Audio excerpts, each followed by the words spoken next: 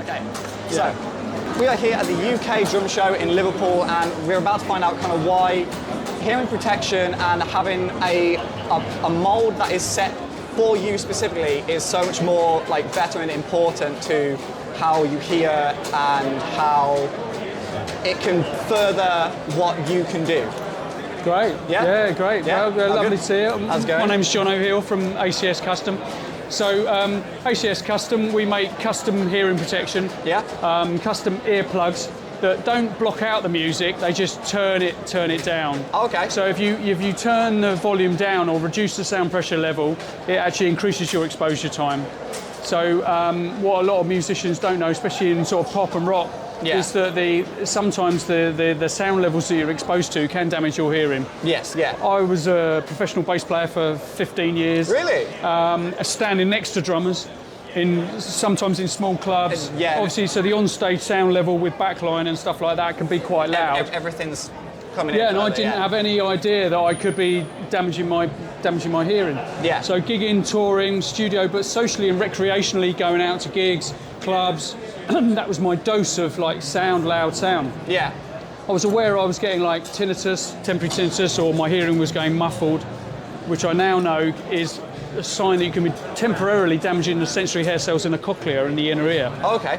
So, and then I found out from a hearing test I'd actually damaged my hearing, and now and then I had chronic tinnitus, which is a whistling and ringing in my head all the time, which is how I actually came across this company actually about 15 years ago, and ended up becoming an agent for them, and the last 10 years I've worked for them, and I'm now their sales director.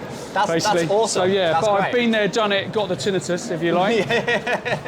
So raising awareness about hearing conservation in the music industry is paramount, I think, to what we do, because you know, if your ears don't work, then neither do you, especially if you're a professional musician, and you can quite safely protect yourself simply, but not all earplugs are the same. So by making a bespoke made earpiece that you can actually then use a special, almost magic attenuating filter. We have a range of different filters that turn the volume down.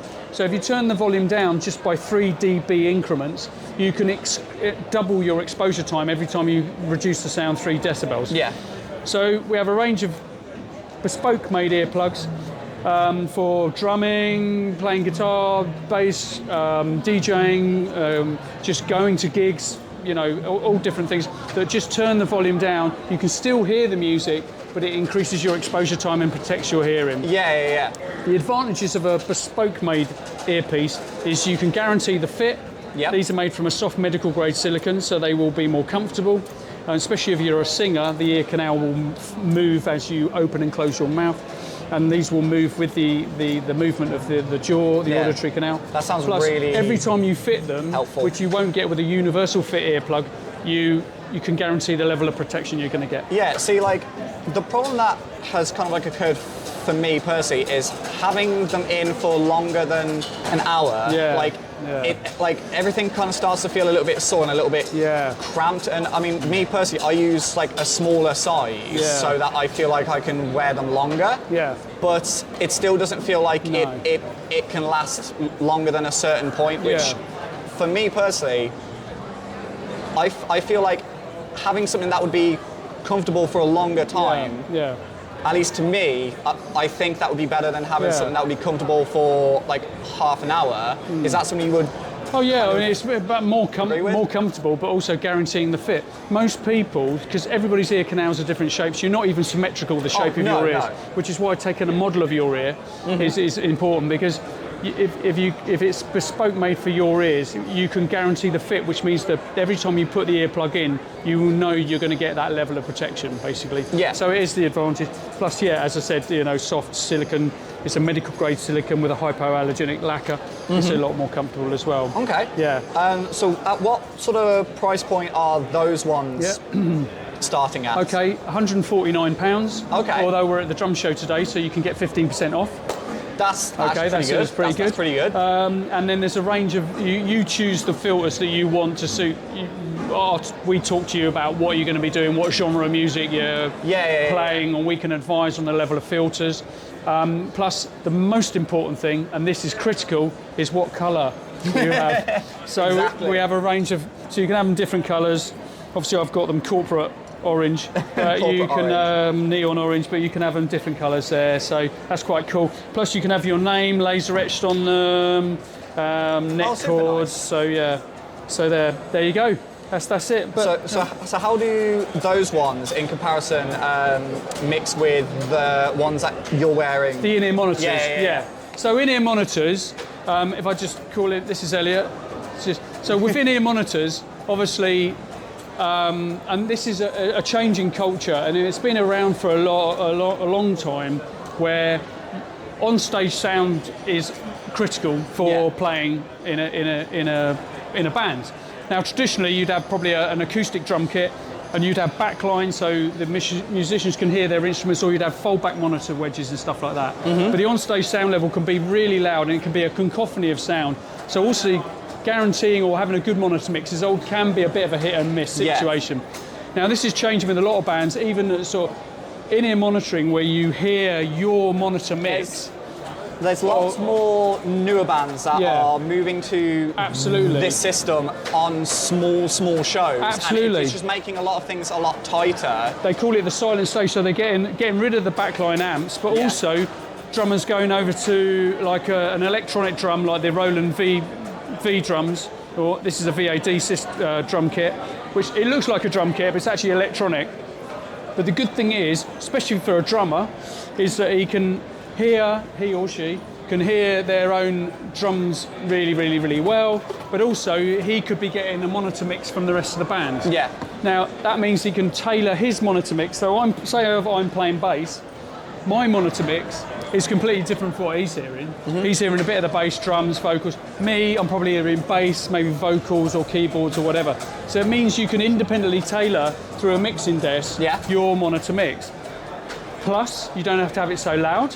So you're protecting your hearing, and every gig, even if you're doing the dog and duck in Liverpool to Wembley Stadium, your monitor mix will be exactly the same. Really? So that's a great thing as a musician that you can, because the worst thing for me when I was gigging and touring was really, even after the sound check, was what was the on-stage monitor mix. Yeah. And the other thing about having it on a wireless system, if you're on a wireless is anywhere on the stage, even if I'm on a big festival stage and I'm down there, my monitor mix is exactly the same as it would be further up stage. So traditionally, we've got backline, bass amps, guitar amps. As soon as you move away from your amp, you're getting a different monitor mix. Yeah, it's so much harder to... Yeah.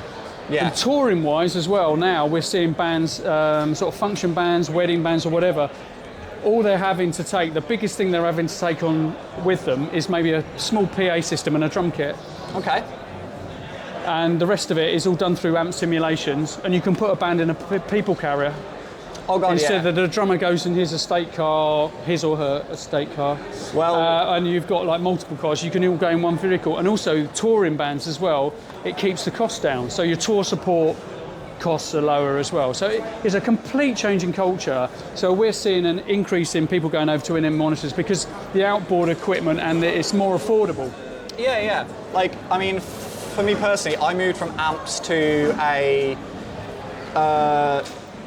neural quad last year, and foot pedal. And it takes everything from like massive heavy amps to literally I can fit everything that I need into a backpack.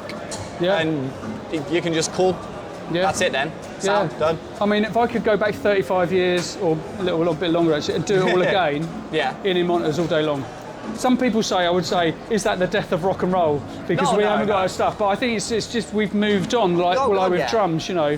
With that finish being said, how important would you say it is for people to get into this kind of like world sooner? Like, there is no question. Which is why we do an awful lot in music education. Okay. Raising awareness to the next generation of music makers is fundamental. Mm-hmm. And I couldn't believe, I worked in music education for a while, and I couldn't believe 10 years ago that they actually, or actually longer than that they weren't actually talking on these music courses about music and sound, right? Yeah. So how the ear works, how you can damage the ear, what's your safe exposure time. Now the culture has changed. I ACS don't think I have been taught that. No, the culture has changed, and I think the internet has changed that as well. That people, I couldn't Google, I was coming off stage, why has my hearing gone muffled, why have I got a ringing in my head? I couldn't Google it back in the 90s. It was just like, that's what happens. Yeah. If you Google it now and you go, I'm actually like, damaging my hearing. So then sort of 15 years of gigging and touring to then be told by an audiologist that ringing in your head or that loss and damage you've got is with you for the rest of your life. Yeah. That's you know, that's like saying to an athlete, pretty damaging, you will never run again. Yeah. You can never run again and do that. So so the culture is changing. Obviously, raising awareness about safe exposure times. Recreational listening is a major part of popular culture. Everybody's listening to stuff on earphones now. Going out to gigs. So it's about your exposure time, really, and the dose of sound that you get. And we're living in a very noisy environment. The world is a very noisy place. It is, yeah. 1.1 billion young people between the ages of 13 and 25 are suffering from music and noise-induced hearing loss. Really? Yeah, than ever before. That's a really high number. 40% of those from amplified music and sounds. Electronic dance music industry, we're seeing younger people, even at the age of 25, that have got the same hearing as a 55, 60-year-old because of their damage to hearing because of loud music. You can see physical like phones shaking at like how something is so bass and sound heavy. Yeah. And like if that's doing that to like your phone, imagine what that's doing to you. Oh, yeah. I mean, when I got into this, and I knew that being on stage with a normal drum kit and backline, that the sound level, the safe exposure time was about half an hour. Yeah. And I'm doing a 90-minute show or 2 45s. I'm in the studio, I'm practicing, I'm going to gigs and stuff like that. Was I then surprised I'd damaged my hearing? No. And it's just purely education. Yeah. And also having the right form of protection. So it's more about converting maybe older musicians that, you know, they think, oh, I'm invincible. But most people I know my age that have been in the music industry, they've all got problems with their hearing. Well, yeah. Yeah, and then they get accused of selective hearing. And in actual fact, it's not selective hearing. It's actually that you've damaged your hearing. So yeah. So it's not education. Education is important. I think any music education institution should be raising awareness about this. But also the internet has changed things. You know, you can Google stuff now. But I'd like to say, and I know that ACS, we work in 25 countries across the world now. We've been leaders in leading this kind of educational, what do you call it, mission, if you like, to change the culture with people, not only musicians, but people that love music. You know, if you're serious about sound, you need to, you know, look after your hearing, basically. Serious about sound, just had to plug that in there. Did you see what I did there? Yeah, definitely. So you can play safe now, so you can still hear tomorrow. Yeah, great. That has been super helpful. Cool. That's been, that has been lovely talking to you. Great, honestly. Right, mate. Yeah, nice. Enjoy the rest of the show. Pleasure. That's great. Thank you very much.